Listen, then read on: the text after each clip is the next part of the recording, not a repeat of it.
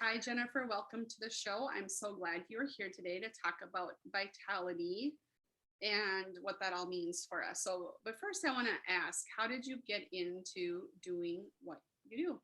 Well, thank you for having me. I'm delighted to be here. I love the name of your show, Rock Bottom Wellness, because did I get that right? The name? Yes. Yeah.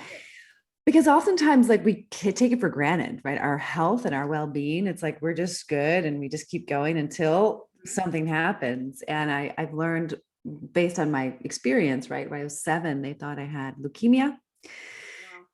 And I didn't, but it took them a long time to figure that out. And just being in the waiting room and being in the diagnostic phase of like, maybe I have cancer at age 7 and seeing the implications emotionally on all the people around me, was quite sobering. And then of course the bone marrow biopsy itself, like, is really, really intense. And you can't like, you have to be fully awake. There's no way to like numb you out for that. And I think that I got woken up really early to the fact that, like, if you don't have your health, you really don't have a great life. I don't care how much money you have or what any other factors. Like, health is the central governing factor. And that I didn't take for granted. And it happened to me at a really, really young age. And then over the years, I had some resulting health issues because of the high doses of antibiotics that I had to take. And so then I had to get those unraveled. I had to find out. And Western medicine didn't have the answers that I needed. And I had to really do the deep studies and the different kinds of cultures and even religions around how they were healing with food and how they were healing with nature, because I didn't have any other solutions. I had to find the answers on my own. So I ended up getting a bachelor's and a master's in nutrition. I traveled the world studying food as medicine. I looked at traditional cultures and how they healed, like the grandkids and the grandmoms, because I learned to speak fluent French and German, lived abroad for 10 years and really got into these cultures, the Greek culture, the French culture, the Swiss and German cultures, to learn about how they were healing, these different modalities of healing. And then I started to see very similar patterns. And through my work with yoga and my interest in yoga, I realized that, all humans across the globe, regardless of race or religion or skin color, we all desire the same things, health and happiness, a sense of belonging and wanting to be loved and to love and freedom from the suffering. Mhm. And so I've developed all these frameworks over the years because I'm committed to helping others achieve that. I lost my mom really young, which left a deep imprint on me. I want to help as many people as I can to realize the simple answers that are found in nature, that are not expensive or fancy, that are available to all of us if we just can remember and learn. And that's my mission. And so I write programs. Um, I I present programs. I create programs. I art direct them, produce them. And then I've over 1,000 students in 64 countries, and it's going strong. And I'm just going to keep going because, Awesome. yeah, everything's right here for us. We just have to take hold of it. And to be aware of it, because I'm sure your perspective of living in Europe for all those times and looking at the differences between, even how they deal with disease or their food supply and how they eat is so vastly different than what most of us learn and come to think as normal here. And Somewhat. I mean, We've I just, infiltrated them. what's that? We've infiltrated them, and Yeah. their cancer rates are rising and their Yep. depression rates are rising. That's relatively new from the research I've done and from my school as well, and I think in a few other countries too, even Canada, they're starting to take some of our lead on how they deal with food and that kind of thing too. Um, but I even know that I didn't live abroad. I was there for a couple of weeks, and the one thing I noticed right off the top of the bat, it was there are no like fast food or convenience store or Right. vending machines at every single corner. Right. If you are hungry and need something to eat, you have to go and find it, and it's And just, make it. Right. No, it's so true. I mean, I had to make all my own stuff. They didn't have prepackaged food like they do here. Totally true. Convenience stores, absolutely. yeah, And no genetically modified foods. I mean, some big things. yeah, some some pretty pretty big things that are very, very different. And so that's a really good perspective for you to, start that and take that within your programs and to help people using real foods. But the other thing that I noticed too with my people that I work with is sometimes, I guess by the time they come to me, they realize that, okay, this isn't right and I'm not standing for it anymore. But so many people feel that their symptoms of X, Y, and Z are normal and just a part of aging, and it's just how it is. So that there's Right. nothing you can do. So true. Yeah. It's because we haven't been taught.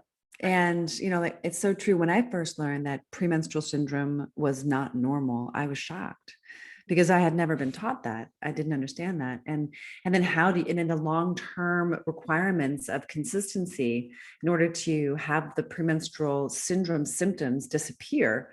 And even to have now, going into menopause, like I don't want to have those symptoms at all of menopause. And how can I architect a plan for myself? So that's like the deep dive that I'm in.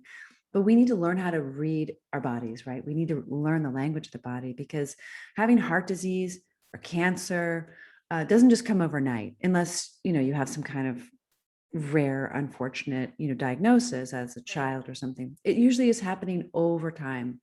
And we can prevent it by understanding the language of the body, the rhythms of nature and the cycles of what's happening inside of us, not only physically, but also mentally and spiritually and emotionally. Mhm. Yeah, it's all tied together. That's for sure. And I think in our Western medicine and just the way that we've become accustomed to thinking is we feel that um, there's just one way to go about doing something. And there's only, going back to the PMS, we become to think that that is fact and it's just how it is. Sometimes it's worse for people than others, but what you can do for that is just take some birth control pills and then it's taken care of. So that is the path that we are sort of taught. And what is so going to be so interesting to hear you speak about is that there are other ways and that there are other things you can do to improve vitality. So Mm. one of those things, like, how do we define vitality and what does that mean when you talk about that with your people? Yeah, I love the question. I should actually have the answer memorized based on like Mhm. the dictionary definition, but I don't. Right. Vitality for me means waking up and feeling great. And it's a really big indication when you wake up in the morning, what your breath smells like, what kind of crust, if any, is gathered in your eyes, what your mucous membranes in your nose feel like and look like, what the color of your urine is.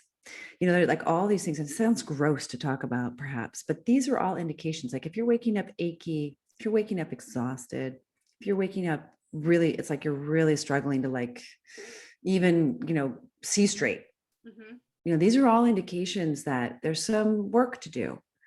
It's not a shameful conversation around bad or wrong. It's just like, it's a great indication. So vitality means like waking up in the morning and feeling vital, which means like, you can feel your pulse, you can feel the air, you're really connected to yourself and the things around you. Vitality also means like that you have energy as well, that is extending throughout the day, that you're not really hitting that rock bottom at 4 p.m. and needing to reach for another cafe latte or some pastries just to kind of make it through the afternoon. Vitality also means that you have like, sexual desires, that you're also, engaged, whether it doesn't have to be that you have a sexual expression, especially if you're single or you choose not to do that, but like you're feeling that sensuality in yourself, right? That vitality, that there's no error in virility and vitality, like kind of sounding somewhat similar, right? There's like this, the vitality is also as we age, we feel dull and when we're tired, right? And so vitality is almost the opposite of that, like lethargic, dull feeling. And it's more than just energetic, right? Being vital is like, I am connected to my life force. I'm connected to the life force in all things. Yeah.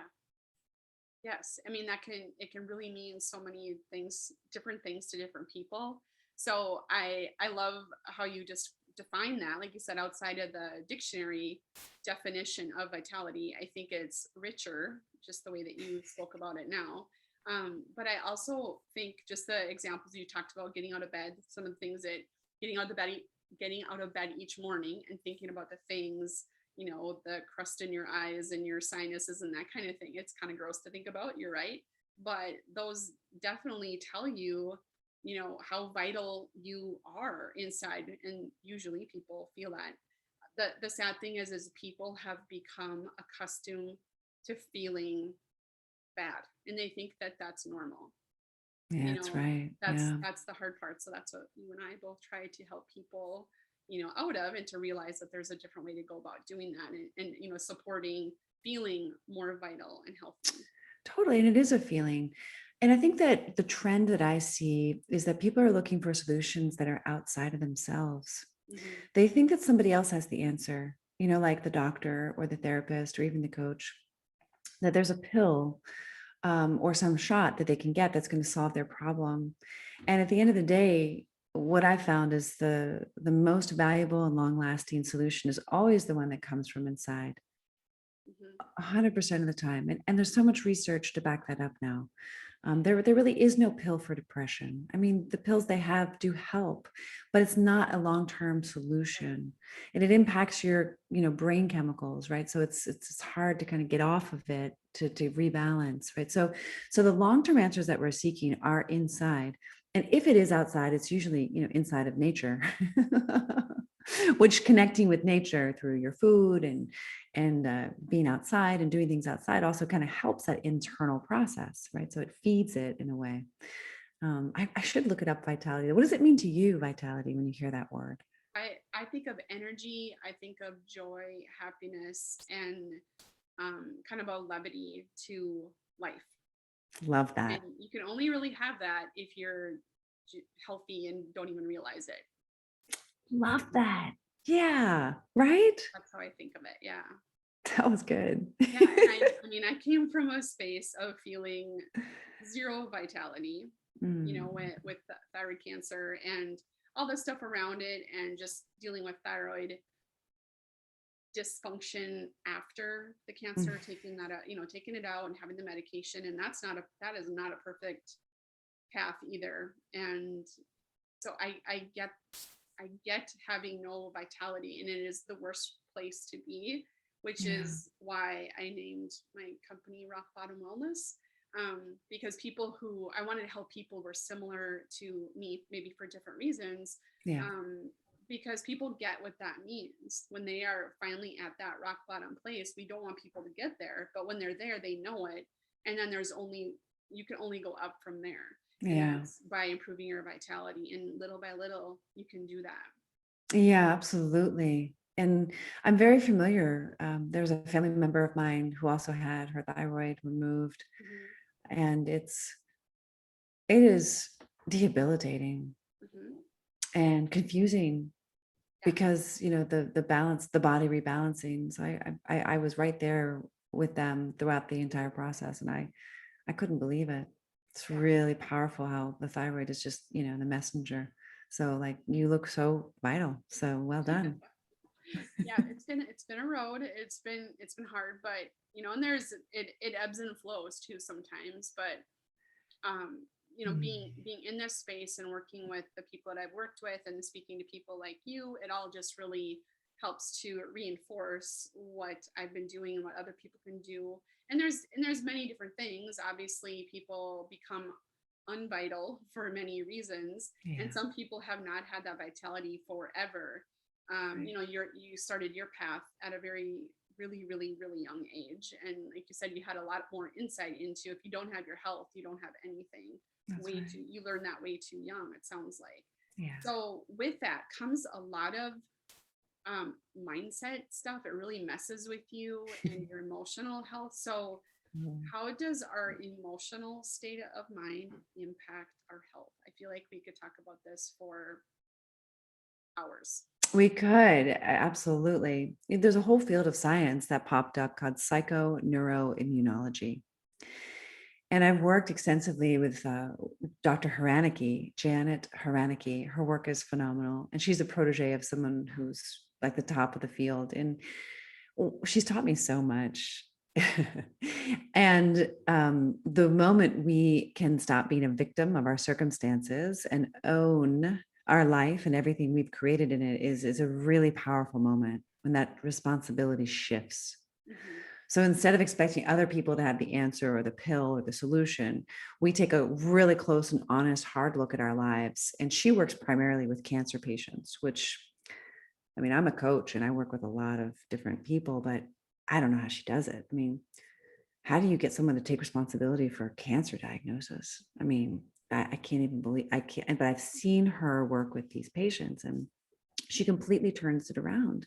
And she's, so many of them, reverse their cancer successfully.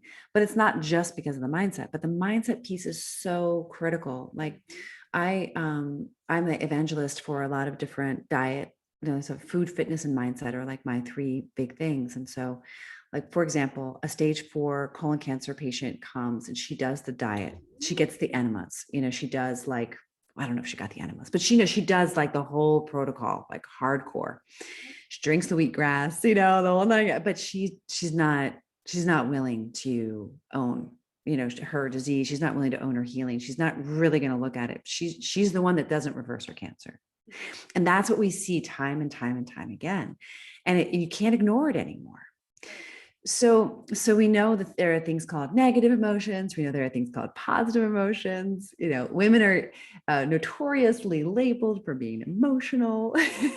So it's like, we've been like, how do we manage this? And I've created a framework recently called emotional stamina, because I feel like, like the clouds come and the sun, comes, like the emotions are going to come, just like hunger, just like the clouds. It's just going to come. We can't avoid it.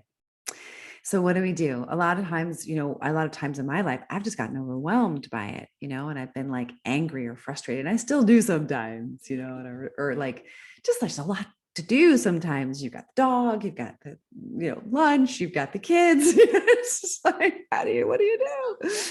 And so oftentimes, we get passive aggressive, we get angry, we, are frustrated, so we try to keep a lid on it. Oftentimes people just kind of eat to manage it. That's a very efficient way, but not a great long-term solution. Right. A lot of people are using, salty, crunchy foods to manage their frustration, soft, creamy, sweet foods to manage their need for, love and touch and compassion and comfort. Foods like breads and pastas. And from our research, we know that, those may not be the best foods to, have a lot of vitality. I mean, you can choose healthier things, right? Right. But we need to manage these emotional states, not from a place of like superficiality, like stuffing it down, because that actually causes cancer, come to find out, Yeah. because it builds up and it festers. We find that people who have cancer diagnoses often always have some festering emotional issue. I mean, every person has some festering emotional issue, not just cancer patients. But that once that gets resolved or dealt with or looked at, it helps to, it really helps. It helps their healing. It helps the progression of their remission. It's amazing. I see it again and again and again. But then what do you do with these negative emotions if you're not supposed to suppress them? And expressing them can cause damage to the people around you. How do you do that? And that's why I created this thing called emotional stamina, because I got divorced. I've been irresponsible. That's what I call it. Irresponsible with my emotions when they're not so pleasant, but they're there, and ignoring them actually makes them bigger, and expressing them can be dangerous. So what do you do? So I'm just going to pause there and see like where we want to go. Wow, I'm just trying to answer this in my head for myself, but that's very true, because if you are stuffing emotions, and like we just kind of mentioned, a lot of times we stuff our emotions in not so healthy ways. And if you don't express them and it festers, gets bigger, and then we blow, that's harmful to those around us or whatever. So yeah, it's how do we get that out? So how do you coach people to, express themselves and their frustrations or fears or emotions, so that this doesn't happen? Yeah. Well, I mean, and so most of us are really busy, right? Right. So it's tough. Sorry about some background noise. I think someone's blowing some leaves. I just wanted to name it. There's Yeah, that might happen next door here too. So, okay. um, One of the biggest things is also to name the emotion, to acknowledge it, right? To name it, say, okay, I'm feeling angry. And actually doing that helps a lot. Especially if you cannot hook into the shame around it or the story about it. It's really, really helpful. I like to do this in the morning. I like to suggest that my clients do it in the morning because like you wake up and there's like, I'm really into food, right? So like there are ingredients in the cake, like what is it going to be? A breakdown cake? Is it going to be a delicious, moist, chocolate cake? Like what are the ingredients in your cake? So it's really important. Like I think as early as possible to get it on the table. Like what is it that I'm dealing with? Like, am I worried about finances? Am I concerned about my daughter's health? Is it like what my own health? Like what's my next step? I feel overwhelmed. I got this diagnosis. I don't know what to do.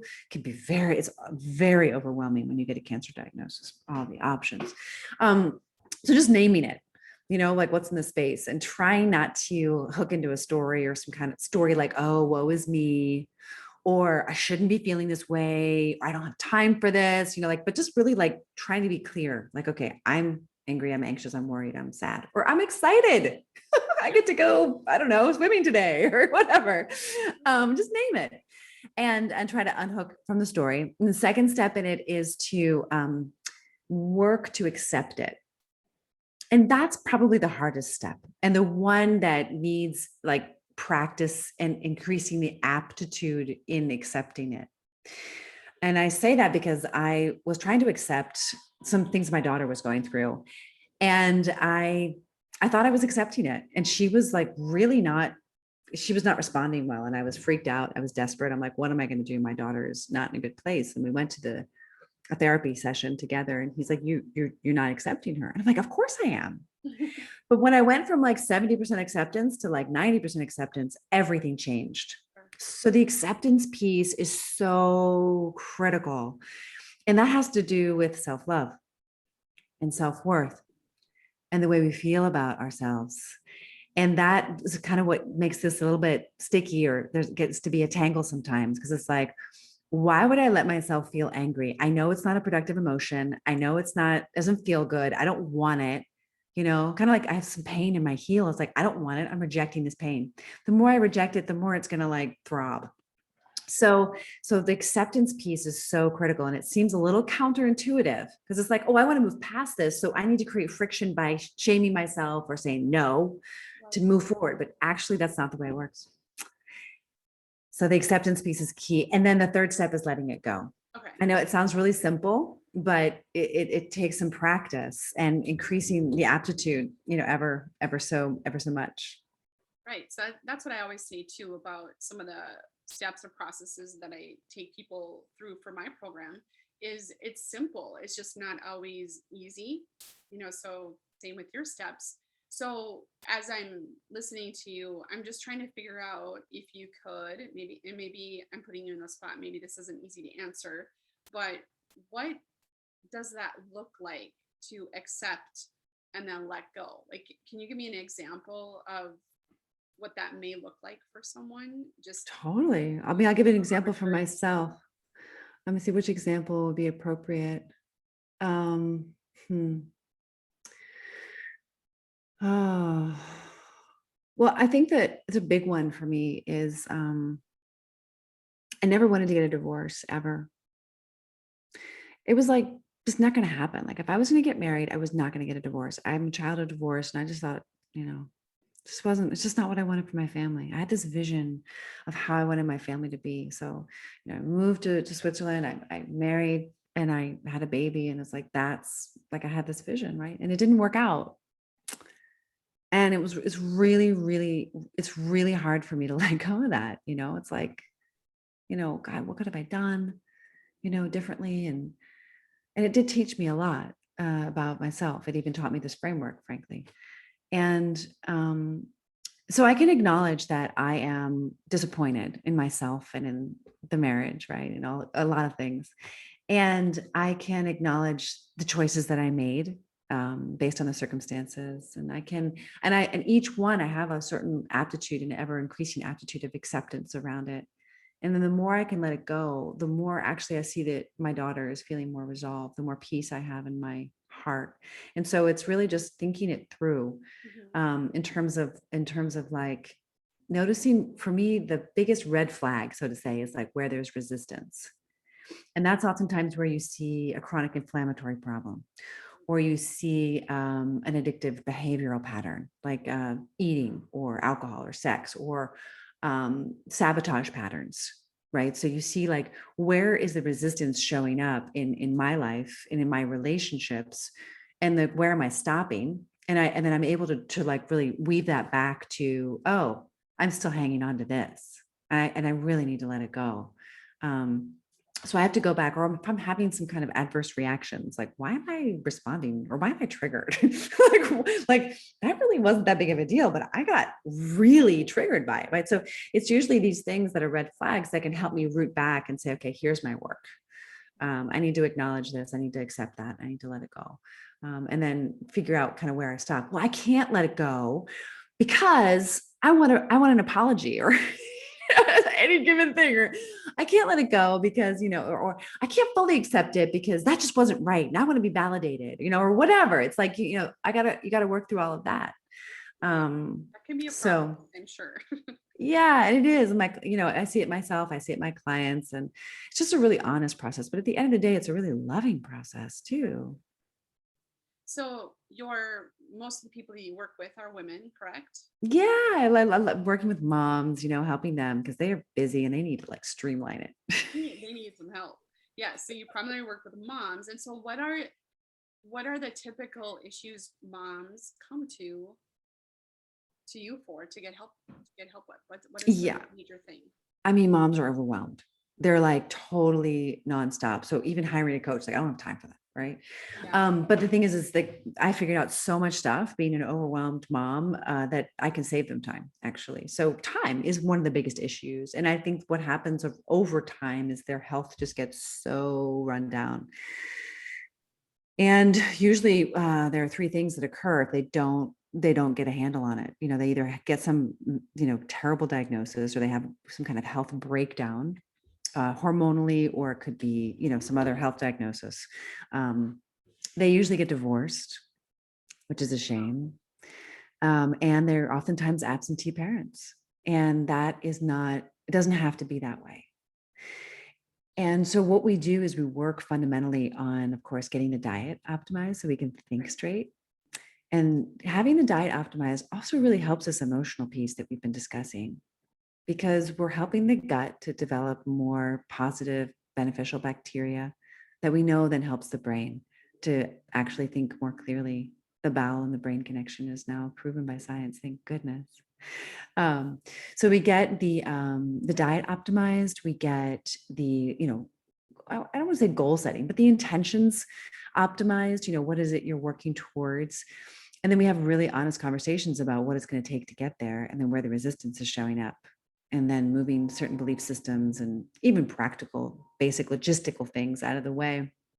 And so they really, most of them are living on cafe lattes till 2 or 3 p.m. And that's okay for a while, but like it will catch up to you at some point if that's what you're doing. So we create like whole nourishing foods. I was a MasterChef, like cooking and food is like my thing. I built culinary programs, like I'm so into it. So it's got to taste great and be healthy, like prerequisite.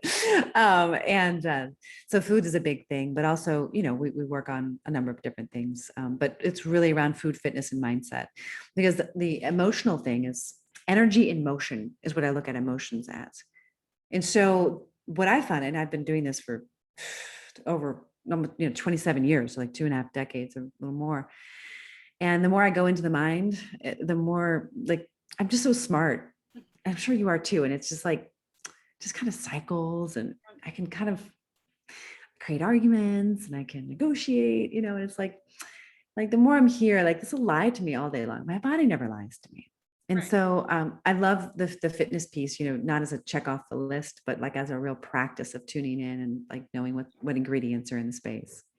Yeah, definitely a different focus when the fitness part of it becomes a practice versus all right, I better get on the treadmill. I gotta take this many steps or burn this many calories or Right. whatever it is. It's counterintuitive sometimes when you're overwhelmed in the first place.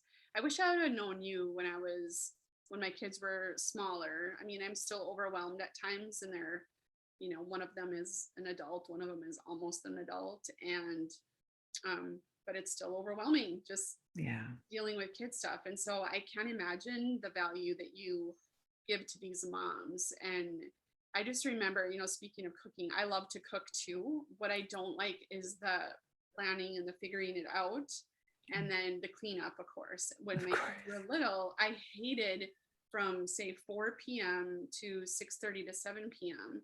because it was homework, cook a healthy meal, clean up the healthy meal, baths, and then maybe more homework or reading or whatever it might be, It's all in that exhausting. 2.5 hours. Yeah.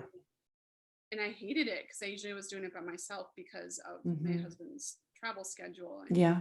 I and get when he it. was home, he was super helpful, but it's still just such a crazy, overwhelming time. And Uh, so that's one of the things I was thinking about. What do you do with those people? Because I'm taking myself as one of those moms working with you and being overwhelmed, and I don't have time for this. Like, I don't have time for whatever. right. How Yeah. do you coach people through that? Like convincing them that actually you have to have time. You have to make time. Because I could see myself putting up all kinds of barriers saying, "Oh, I can't do that. I'm far too busy to take care of my health or whatever it is." Yeah, but your experience of the like you hated it, you said, and your experience of that was perhaps because there was a lack of balance. Maybe. I mean, I'm just Yeah, assuming. no, there's And probably, then your energy, like you actually didn't have the energy restores for it. And so it's really hard, you're right, for a mom to know that it could be different mhm. because they're just so in it, and they're just accustomed to this grind. It's a grind, and you just so exhausted at the end of the day. I mean, I know exactly what you're talking about. I did it Yep, all myself too. yep. And the quality of your energy, and that's kind of vitality. Like you have that energy throughout the day, so that when you get to bedtime, it's like you can be a lot more joyous, and you can have a lot more. So convincing them is really about what they're committed to. I think that the women I work with really want to be great parents, and they want to be great wives, and they also want to be great at their jobs, as an entrepreneur or wherever they're working. And that's tricky when you don't have any time for yourself. And so prioritizing yourself so that you have the energy to giving first to yourself, that's really the convincing piece, Yeah, because they're like, well, that's just selfish, or right. no one will agree to that, or when really it's just No one in them. my family's gonna like that. Right. And it's so critical. And I just see the most incredible transformations because they're able to set boundaries in a way that's kind and nice. They're not, eroding their relationships because they're able to like communicate with love and compassion. Right. Their thoughts are more organized. They're able to better respond as parents. They actually have energy after that bedtime to spend with their loved one. So if there's so many wins. It's just hard for them to envision that is actually possible. But when you're putting whole foods into your body throughout the day that are giving vitality, when you can kind of detox and reestablish the integrity in your biome, your brain can start to think, straight. When you're exercising every day, like you have like a whole nother realm of possibility that's available to you because you're not stuck in the emotions, you're moving the energy, also through the frameworks. And so there's like so much freedom and energy gets liberated. People can't even believe like I have so much energy. That's like the number one thing that my clients say who take my programs and work with me privately. It's like, Yeah. I didn't even know there was as much energy that was possible. And I'm like, I know, but that's vitality, you know? Because it is vitality, and that's the thing. It's baby steps, and it just snowballs, and your motivation and your outlook just changes with each little improvement. So starting somewhere, like, this is maybe a bad example, but if you are so overwhelmed, like at the dinner time situation where it's just kind of craziness, homework, all the kid things, and then you just maybe have gotten off work and you're exhausted.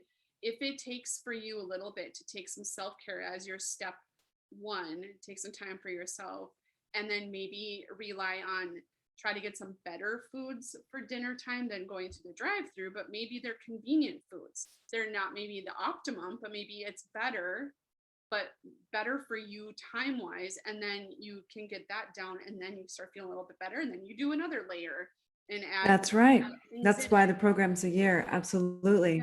Yeah, Yeah. so 1 year to assimilate all this stuff, and we become so accustomed to quick fixes, which don't do anything, and why it's a multi-billion-dollar business with bad diets and quick fixes and that kind of thing, right? I mean, I think it's Yeah, multi-billions. It's not it is. past multi-millions, right? And so I think we have to change our thought process and realize that you didn't become this way and feel this way overnight, and it's going to take time to correct that That's and right. to really and to really stay. You want it to be to assimilate and to just be seamless eventually. Yes, that's the point, because that's the way it can be sustainable. Anyone can make a change like for 3 weeks or even 3 months, but Right. it doesn't always stick. The new ingrained rituals, the new ingrained behaviors, and that flow that gets created, not only in your daily life, like what store you go to, what vegetables you buy, just knowing kind of how your day is gonna work, because it takes some time to get accustomed to it. But you're absolutely right. That's why I made it a year, because it just takes its own time to settle in. Because there's a lot of resistance usually. New things are challenging. Challenge. So, um, you have this program for moms. So, how can people find out about this and reach out to you for more information? They should just contact me. I should be having some things ready. Well, I have some things ready, but they're just not published yet. But yeah, by all means, just reach out to me, jennifer-helene.com, contact, and then yeah, then we can take the conversation from there. See if you're ready, because it is a commitment, isn't it? It It's a is. big commitment, but it works, and it's just such a beautiful transformation to be a part of. Because I believe that moms have so much responsibility.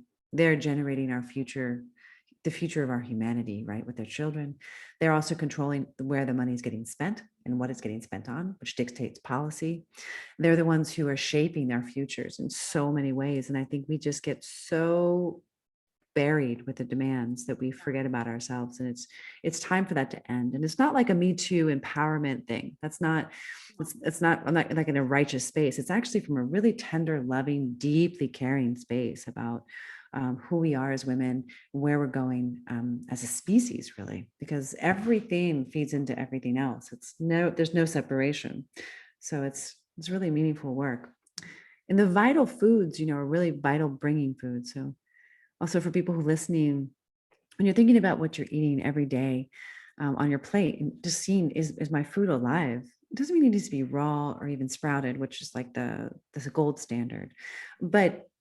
And there's also a balance inside of that too, because you can make yourself really unhealthy only eating raw foods, right? You have to know kind of how to balance it. But like vital bringing foods are foods that are giving life, giving energy. So foods that don't give energy or life would be foods that are like, pesticides and fungicides and herbicides. Those are all like, they don't give life, right? They end life. They kill herbicides and pesticides and fungicides.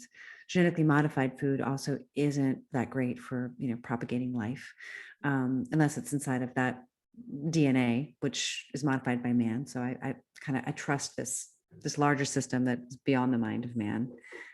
So just when you think about color and flavor, there's like the vitality comes from, foods that don't have as much flour and sugar.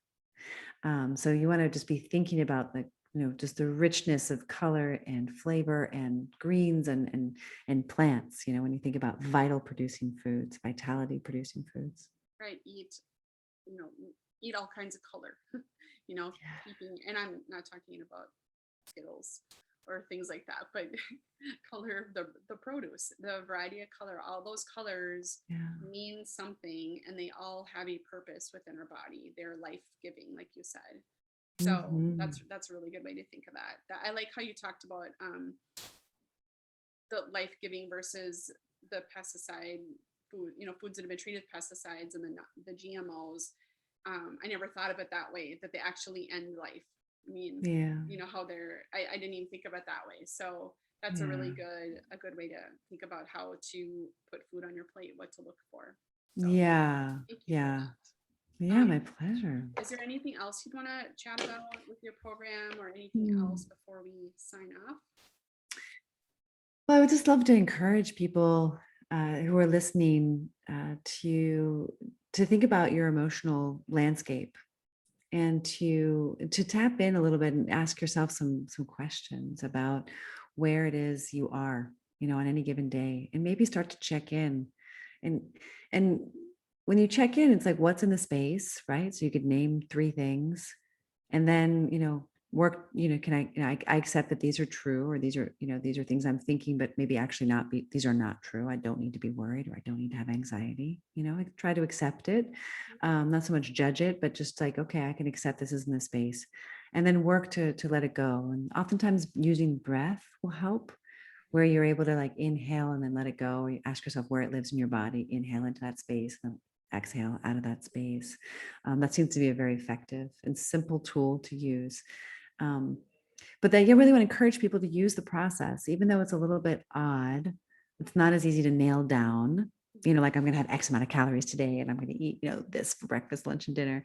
It's a little much more nuanced practice, but it's, I believe, just as valuable as, eating a healthy diet or exercising every day, because this emotional landscape is determining so much of what energy is getting lost throughout the day. Like it's like we're leaking out energy in a way. So you can kind of seal up those leaks. Then all of a sudden it's like, oh my gosh, I'm like not thinking that same thought 25,000 times.